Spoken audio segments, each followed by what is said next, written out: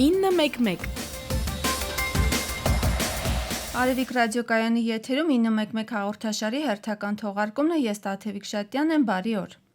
Արևիկի հարգելի ունկնդիրներ, այսօր խոսելու ենք ցրտահարության մասին եւ թեմայի շուրջ ձեր հարցերը կարող եք մեզ ուղարկել Ռադիո Արևիկի Facebook-յան էջի միջոցով։ Մենք կանդրադառնանք նաեւ դրանց։ Իմ հյուրն է ճգնաժամային կառավարման պետական ակադեմիայի ռեկտոր, փրկարար ծառայության գեներալ-մայոր Համլետ Մաթևոսյանը։ Պարոն Մաթևոսյան, շնորհակալ եմ, որ մասնակցում եք հաղորդմանը։ Այսօր, ինչպես նշեցի, խոսելու ենք ցրտահարության մասին։ Ընթացքում կպարզենք, թե ինչ պետք է անել, երբ եղանակը որոշում է տհաճ անակնկալ մատուցել բնությանը եւ մարդկանց։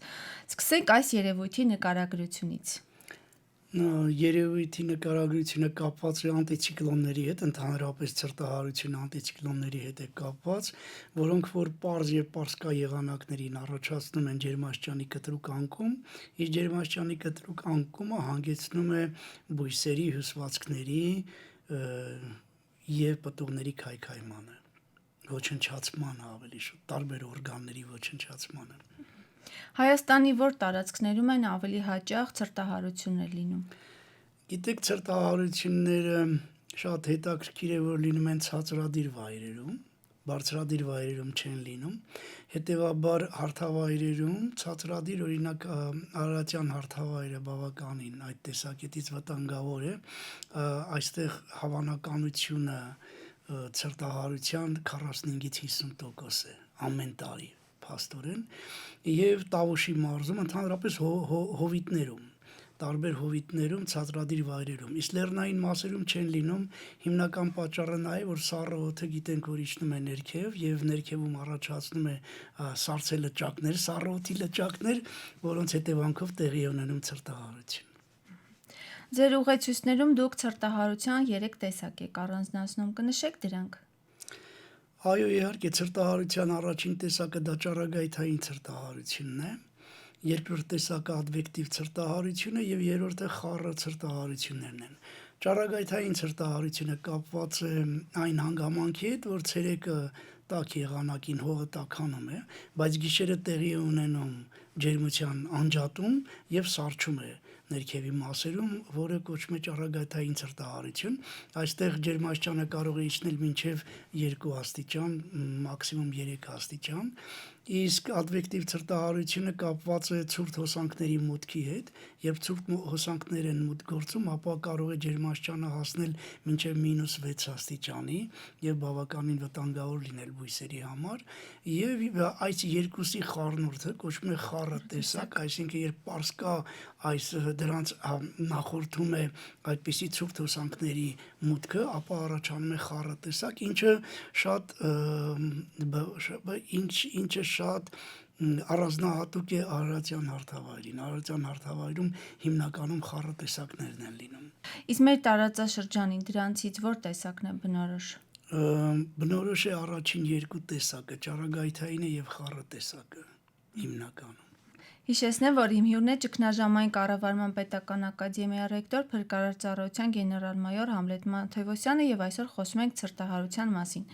Պարոն Մաթևոսյան, ինչ վտանգներ ու ռիսկեր է իր մեջ պարունակում ցրտահարությունը, ինչ վնասներ կարող ենք ունենալ բացասական ջերմաստիճանի դեպքում։ Տեսեք, նախ ինչից է կախված այդ ցրտահարությունը, ինքը կախված է մի շարք գործոններից։ Առաջինը ցրտահարության որ տեսակն է, որտեղ ցրտահարություն կա, որը երկարատև է եւ ցրտահարություն կա, որ կարճատև է լինում, դրանից կախված նաեւ կլինեն պայքարի մեթոդները։ Ռելիեֆից է կախված, որտեղ ինչպես ասացի, լեռնային մասերում ցրտահարություն շատ քիչ է լինում եւ բույսերը այդ մասերում գրեթե չեն ցրտահարվում, բացառությամբ լեռնային մասերում, եթե հացահատիկ են, ապա հացահատիկների համար այո, բայց այգիները ոչ։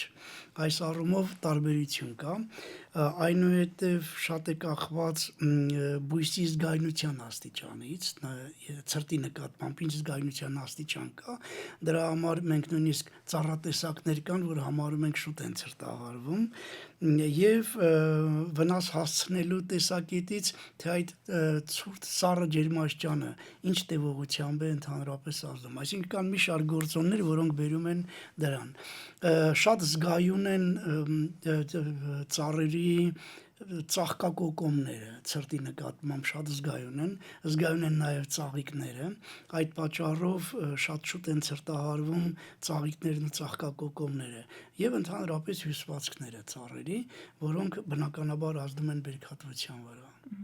Իսկ հնարավոր է պայքարել ցրտահարության դեմ եւ եթե այո, ինչպես։ Այո, իհարկե ցրտահարության դեմ հնարավոր է պայքարել, ընդ որում կան պայքարի ուղղակի եւ անուղղակի ճանապարհներ, նայած ինչ ազդեցություն ենք մենք թողնում, եթե ասում ենք այդ ճանապարհները մեկը փաստորեն կվերաբերվի կանխարգելմանը, մյուսը կվերաբերվի իրական ծագման դեպքում ինչ անել։ Հիմնականում կապված է հետևյալի հետ, որ եթե մենք կարողանանք այնպես անենք, որ ծառը շուտ չարթնանա, այսպես ժողովրդի լեզվով ասեմ, ինքը 1-2 օր հետաձգի իր ծաղիկ տալու process-ը, ապա մենք կարող ենք նրան այդ ցրտահարումից պաշտպանել։ Իսկ դա կատարվում է հիմնականում ջերմամեկուսացման միջոցով, կամ օրինակ եթե ծառի բնի մոտ շատ ձյուն հավաքենք, այդ դրանից առաջ, ապա այդ շատ ձյունը թույլ չի տա, որ ծառը շուտ բացվի, 1-2 օր կհետաձգի դա, բացի դրանից կարելի է ծառի բունը եւ կեղևների են մնացած մասերը, որտեղ կմախքային մասերը, եթե ներկվեն սպիտակ բանով, որոնք նույնպես ջերմամեկուսիչ են հանդիսանում, նրանք ծառի ծաղկելու process-ը կհետաձգեն։ Հենց որ հետաձգեցին, մենք կունենանք արդեն բնականաբար կխուսափենք դրանից։ Երկրորդը, եթե արդեն տեսնում ենք, որ սառնությունը կա, ապա պետք է այնպես անենք, որ դրա ազդեցությունը փոքր լինի։ Օրինակ, ծխի միջոցով կարելի է այնպես անել, որ սառը օդի շարժում տեղի ունենա եւ ծուխը թույլ չտա, որ այդ սառը շատ ներքև իջնի, ինքը ծուխը սկսում է զբաղեցնել դրա տեղը, ընդ որում ծխի առաջացման տարբեր եղանակներ կան, եւ ծխակույտեր կարելի է ստեղծել տարբեր միջոցներով եւ կարելի օգտագործել ռազմական այն ծուխ անող արհեստական միջոցները, որոնք որ կստեղծեն դա։ Այնուհետև պետք է փորձել այնպես անել, որ օդափոխություն տեղի ունենա։ Դրա համար կարելի է նույնիսկ օդամղիչներով այդ սառը օդը միշտ դուրս մղել եւ օդի շարժումը թույլ չտա, որ ցուրտը երկար ժամանակ նստի ներքևում ու առաջացնի նման բան։ Կարելի է առատ ջրի միջոցով, ասենք լվանալ տերևները, առատ ջրել, որտեղ առատ ջրելը նույնպես օգնում է նրան, իմիջի այլոց ֆիզիկայի միջոցով էլ կարելի է դա բացատրել, որտեղ այդ դեպքում ջրի շարժումը հյուսվածքների միջոցով շարժման գործընթացը չի թողնում, որ ջուրը սառի, էլի, մենք արհեստականորեն ստեղծում ենք ջրի շարժման գործընթաց, ահա այս ճանապարհներով կարելի է այնպես անել, որ ընդհանրապես մենք չունենանք ցրտահարումներ։ Փաստորեն ձեր նշած բոլոր կանխարգելիչ միջոցառումները տալիս են իրենց դրական Այո, արդյունքը։ դրանք կոչվում են անուղղակի եւ ուղղակի եղանակներ։ Բայց կարող են լինել նաև դեպքեր, երբ բույսերն ու ծառերն արդեն սառել են, դրանց փրկել հնարավոր է, գիտեք, օրինակ գաղտնիքներ։ Այո, իհարկե, բույսերն ու ծառերը, երբ որ արդեն ցրտահարվել են, դրանք կարելի է բուժել եւ վերականգնել նրա կարողությունները տարբեր ճանապարհներով։ Օրինակ ասենք էտի միջոցով, եթե էտը կատարվի ճիշտ, ապա կարելի է էտի միջոցով վերականգնողական աշխատանքներ իրականացնել։ Ընդ որում էտելիս պետք է նայել, որ երիտասարդ բույսերը, նոր տնկված բույսերը էտել չի կարելի, այդ սկզբնական շրջանում պետք է թողնես ոնց որ ինքը ամրանը էտես։ Էտի ժամանակ կարելի է էտել սկզբում ցրտահարումից հետո այն ճյուղերը, որոնք որ միանշանակ տեսնում ես, որ ինքը բայց որոշ մասը չպետք է ձեռք տալ, այն պետք է հեռացնել լրիվ չորացումից հետո ամառվա ընթացքում, այդպես չպետք է շտապել գարնանը ամբողջ էտը ավարտել, այո։ Սաղարթի փոքրացման միջոցով կարելի է դրա դեմ պայքարել, որտեղ սաղարթի փոքրացման դեպքում որոշ գործընթացներ դանդաղում են, որը հնարավորություն է տալիս արմատներին ավելի լավ վերականգնել, ինքնաբուժմամբ զբաղվելու։ Այսինքն դու պայման ես ստեղծում, որ ծառը ինքը ինքնաբուժմամբ զբաղվի։ Բացի դրանից պարարտացման միջոցով կարելի է դա անել եւ ճիշտ սնուցման միջոցով։ Շատ հետաքրքիր է, որ ցրտահարումների պատճառով վնասվում են նաև ծառի կեղևները եւ այդ կմախքի վրա նույնպես առաջանում են այդպիսի վնասվածքներ։ Այդ կեղևները պետք է սուր դանակով կամ մետաղյա քերիչներով քերել, որտեղ այդ վնասված կեղևների տակ տարբեր կենդանիներ են հավաքվում, միջատներ, որոնք հետո քայքայում են ծառի կեղևը, այս եւ ծառը փչացնում են, այս տեսակետից երբ որ մաքրվում է եւ քսվում է համապատասխան նյութ, ասենք կրակատ, ենթադրենք 25%-անոց, 30%-անոց, 20%-անոց, եթե նման վերքեր կան, նայած որ ժամանակ է դա իրականացնում, որոնք նույնպես պաշտպանում են, հնարավորություն են տալիս ծառին առողջանալու։ Ցրտահարության դեմ պայքարելու ուրիշ ինչ օժանդակ մեթոդներ կան։ Օժանդակ մեթոդները հիմնականում կապված են նաև հողի պահպանման հետ, որովհետև հողի փխրեցում պետք է կատարվի, ընդ որում բնին մոտիկ 2 անգամ ավելի քիչ խորությամբ, քան բնից հեռու։ Մարդիկ ընդհանրապես հակառակն են անում, բնի մոտ խորն են առանց պատկերացնելու, որ մազանոթներ են վնասում, արմատների, մազաթելիկներ, որոնց հետո բուժման վրա ծառը ժամանակ է կորցնում եւ ինքը չի կարողանում սնունդը տալ դեպի վերև։ Այս առումով դա եւ ծառերի շարքերի միջև պետք է հողը փխրեցնել, փորել հողը փխրեցնել, որպեսզի կարողանան հողը պահպանել, որտեղ հողի պահպանումը կարևոր է ինչով այդպիսի մշակված տարածքներով հողը սնուցում է ստանում եւ օդից եւ օդերևույթաբանական երևույթներից։ Պարոն Մաթևոսյան, ձեր նշած կանխարգելիչ բոլոր միջոցառումները երբ պետք է սկսել անել։ Ընդհանրապես պետք է հետևել եղանակի տեսությանը եւ եթե սպասվում են այդպիսի բաներ ու ուշադիր նայել թե ինչ վիճակում է այգին գտնվում, անմիջապես դրանից առաջ պետք է անել։ Շատ կարեւոր է այս տեղեկատվությանը ծանոթ լինել եւ իմանալով արդեն, որ սպասվում են ցրտահարություններ, բայց ծառն էլ զգում ես, որ արթնացել է, արդեն պետք է նախապատրաստել ծխապատման ճանապարհ, մյուս ինչ որ ասացի։ Հուսանք ձեր խորհուրդները լսեցին մեր այգեգործները եւ կհետևեն դրանց։ Պարոն Մաթևոսյան, հաղորդման այս հատվածում խոսենք նաեւ մարդկանց ցրտահարվելու մասին, դա եւս կարեւոր է իմանալ։ Խնդրեմ։ Գիտեք, մարդկանց ցրտահարությունը ինչու է կարևոր իմանալ, որտեղ նույնիսկ կան մասնագիտություններ, որոնք այսպես թե այնպես առնչվում են ցրտահարության հետ։ Օրինակ ասենք ալպինիզմը, հատկապես ձմեռային ալպինիզմը անմիջականորեն առնչվում է դրա հետ, ընդ որում ինչու եմ ալպինիզմը ասում, որովհետև դա կապված է նաև քամիների հետ։ Եթե ասենք ժայռամագլցման ժամանակ բավականին ցուրտ եղանակ է, բայց դրան գումարվում են նաև քամիները, բնականաբար ցրտահարության շատ մեծ վնաս կան։ Դահուկային սպորտով զբաղվողները, որոնք կարող են ցրտահարվել, ընդհանրապես ձմեռային արշավների դուրս եկող մարդիկ, որոնք պարզապես արշավների են դուրս գալիս։ Այս առումով պետք է իմանալ, որ ցրտահարության ժամանակ եւ կարելի է օգնություն ցուցաբերել եւ կարելի է այնպես անել, որ մարդը խուսափի ցրտահարություններից։ Այ ինչից պետք է հասկանանք, որ ցրտահարվել ենք, կան ինչ-որ նշաններ։ Նշաններ կան, այդ նշանները կապված են առաջին հերթին տեսողության հետ, որտեղ մաշկի գույնի փոփոխություն է տեղի ունենում, մաշկի գույնը կարող է մոմանման դառնալ, կարող է ճերմակ կապտավուն գույն ստանալ ինքը, այնուհետև սառնությունից կարելի է դա զգալ, բացի այդ մարդը ինքն է զգում, ասենք անզգայացման գործընթացներ են տեղի ունենում, ծակոցներ են տեղի ունենում, այո, իհարկե կարելի է դա շատ շուտ զգալ, որ այդպիսի գործընթաց է կատարվում։ Նկատի ունեմ, որ մասն մարմնի ավելի շուտ սառում։ Մարմնի որ մասերն են սառում, այն մասերը, որոնք շփվում են օդի հետ, այսինքն քիթը, ականջները, դեմքը, այո,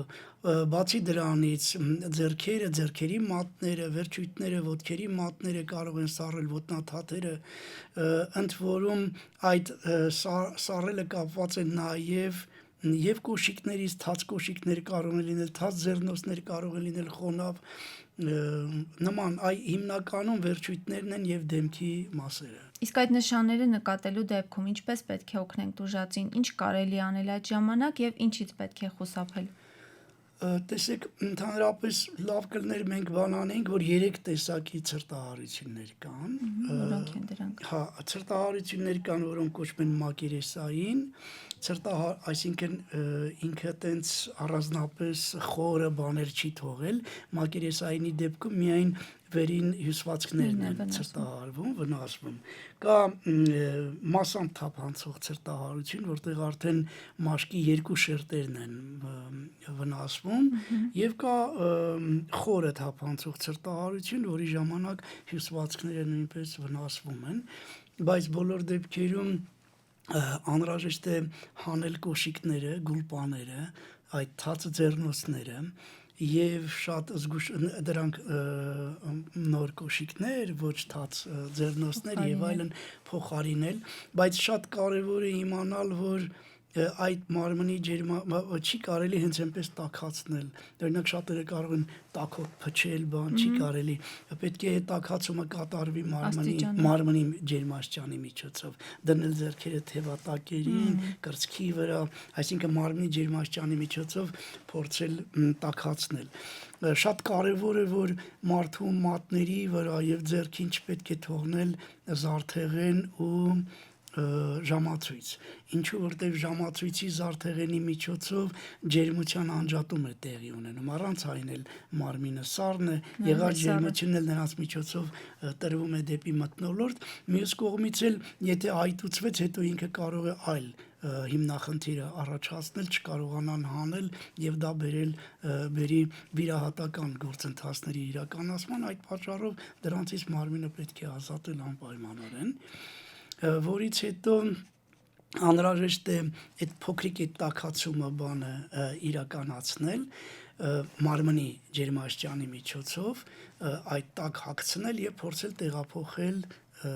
տաք վայր։ Միանգամից կարելի է տաք վայր տեղափոխել։ Միանգամից տեղափոխել տաք վայր կարելի է, բայց տաքություն տալ չի կարելի։ Ասենք եթե մարդու ոտքերը ցրտահարված դնում են ջրի մեջ կամ ձեռքերը, ապա պետք է անպայմանորեն սկսել 20 աստիճանից եւ 30 րոպեի մեջ հասցնել մինչեւ 40 աստիճանի աստիճանաբար։ Ընդ որում շատ թույլ հարկավոր է տրորել այդ մասերը, բայց եւ զգուշ լինել այն բշտիկներին չկպչել, որտեւ երկրորդ տեսակների մեջ, երկրորդ եւ երրորդ տեսակների ժամանակ մատների արանքում բշտիկներ են առաջանում, ընդ որում խոր թափանցողի ժամանակ այդ բշտիկները կարմիր գույն են ունենում, կապտակ կարմրավուն գույն են, մուգ գույն են ունենում, իսկ երկրորդ դեպքում ընդհանրապես ջրային բաց գույնի են դրանք լինում, դրանց վնասել չի կարելի, պետք է շատ զգուշորեն դրա հետ վերաբերվել։ Եվ կարծում չի կարելի ինքնաբուժում իրականացնել դիմել մասնագետի։ Այո, իհարկե, այս առաջին օգնությունն է, որ պետք է տալ թեյ, տաք ջուր եւ այլն, ու ամենակարևորը, որ մարդուն պետք է քայլացնել, ինքը շարժումների մեջ պետք է լինի, որ շարժումները բերում են տաքացման, այո։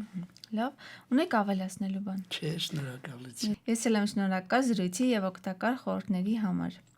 Իսկ ձեզ սիրելի ունկնդիրներ, հիշեցնեմ, որ Արևիկ ռադիոկայանի եթերում 911 հաղորդաշարն է, ես Տաթևիկ Շատյանն եմ, կհանդիպենք։ 911